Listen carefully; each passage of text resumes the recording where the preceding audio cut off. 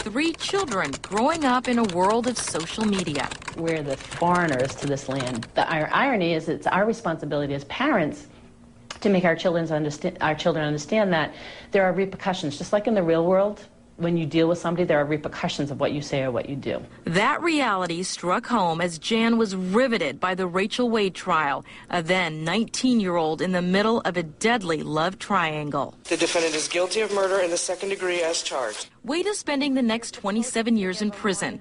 It took just 3 hours for a jury to find her guilty of stabbing her romantic rival, another teenager, Sarah Ludeman, killing her. But Wade and her attorney, Jay Hebert, also blamed social media. You could hide behind technology, you could be a whole nother person. And both girls had engaged in a vicious internet battle that exploded into reality on an April night in 2009.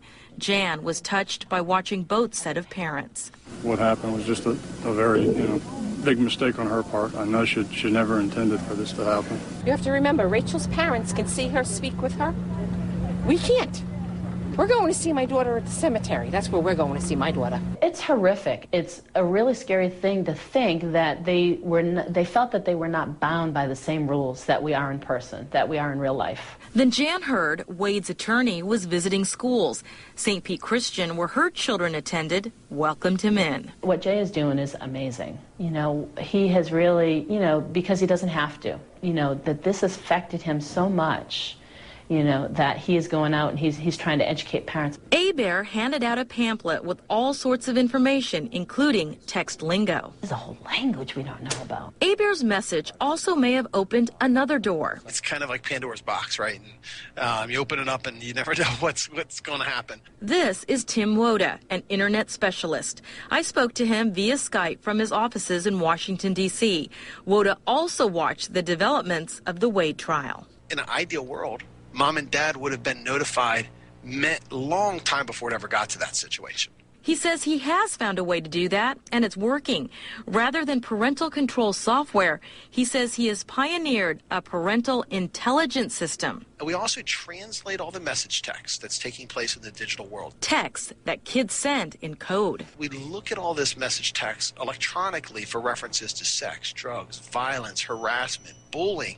And so what it does then is it proactively notifies Mom and Dad when something is headed in the wrong direction so Mom and Dad can intervene. Before he says it is too late, it almost happened to him. I started the company because of what happened to my son. His company, KidSafe, was created after his 14-year-old boy was approached by a sexual predator posing as another child online.